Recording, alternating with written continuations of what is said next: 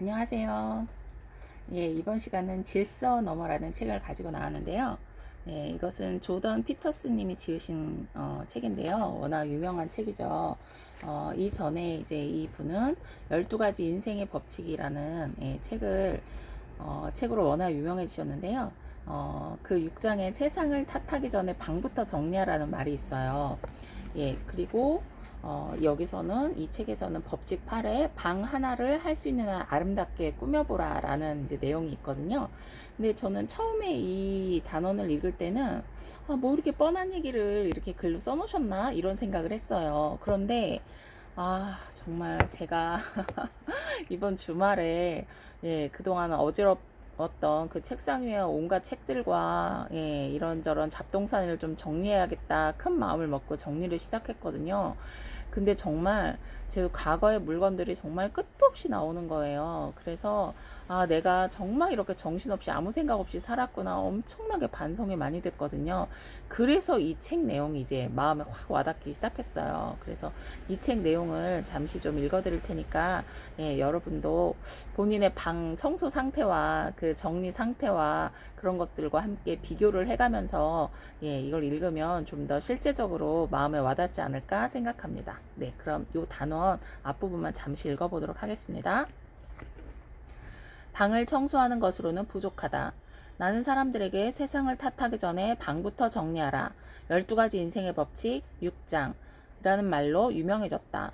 평범한 충고였지만 내가 꽤나 진지했고 방 청소가 생각보다 훨씬 어려운 일이라는 점이 그 인기에 한몫한 듯 싶다. 그런데 나는 거의 3년 전부터 내가 일하는 방을 제대로 정돈하지 못했다. 나는 그 방을 손대지 않은 상태로 놔뒀다.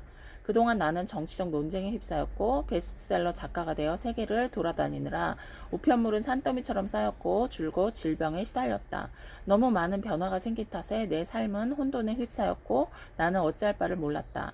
게다가 아내와 내가 집을 대대적으로 개조한 직후 제자리를 찾지 못한 물건들을 모두 그 방으로 옮겨놓았더니 어수선하기가 이루 말할 수 없을 정도였다. 이 때문에 나를 위선자라고 비난하는 사진이 인터넷에 떠돌아다닌다. 내가 그 방에서 찍은 비디오의 정지 화면인데 배경이 아주 엉망이다. 내 꼬락서니도 그보다 썩 낫다고 말하기 어렵다. 정작 자기 자신은 못하면서 사람들에게 세상을 바꾸려 하기 전에 방부터 청소하라고 말하다니. 사실 이 비판은 의미 있는 어떤 사실과 직접적인 관련이 있다. 의심의 여지 없이 내 방의 상태는 당시 엉망이었던 내 상태를 반영하고 있었다. 마치 여행을 떠났을 때처럼 집에 하루하루 물건이 쌓이고 온갖 것이 내 주변으로 모여들었다. 변명을 하자면 그때는 예외적인 상황이었다. 또한 내 방이 난장판이 되는 동안에 다른 방들은 깨끗이 하고 살았다. 어쨌든 내게는 문제의 방으로 돌아가 깨끗이 정리할 도덕적 의무가 있다. 그런데 문제는 내가 그 잡동사니를 깨끗이 치우고 싶은 것에 그치지 않고 그 방을 아름답게 꾸미고 싶다는 것이다. 내게는 내 방, 우리 집, 그리고 내가 사는 동네를 어떻게든 꾸미고 싶은 절실한 욕구가 있다. 어떤 것을 아름답게 꾸미는 것은 어렵지만 놀라울 정도로 가치 있는 일이다. 삶에서 하나라도 아름답게 꾸밀 줄 아는 사람은 이미 미와 관계를 맺은 사람이다. 여기에서 출발해 우리는 삶의 다른 요소들과 세계를 아름답게 꾸밀 수 있다. 이는 신성함으로 갈 수 있는 초대장이며 유년기의 불멸성 그리고 초월자의 진정한 아름다움과 위험에 다시 연결되는 행위다. 큰맘 먹고 도전해볼 가치가 있다. 우리는 우리 문명이 축적해온 지혜를 터득하기 위해서 예술 그리고 문학과 인문학을 공부한다. 예술을 공부하겠다고 마음먹었는가? 아주 좋은 생각이며 반드시 필요한 일이다. 인간은 어떻게 살아야 하는지를 오랫동안 고민해왔고 이상하지만 비슷할 게 없을 정도로 다채로운 작품을 많이 남겼다. 이런 문화유산들을 길잡이로 활용하면 어떤 일이 생길까?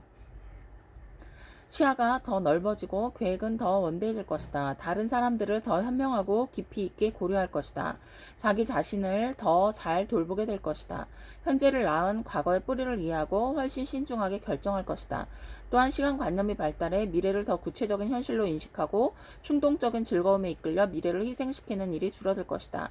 깊이, 위험, 배려심이 증가할 것이다.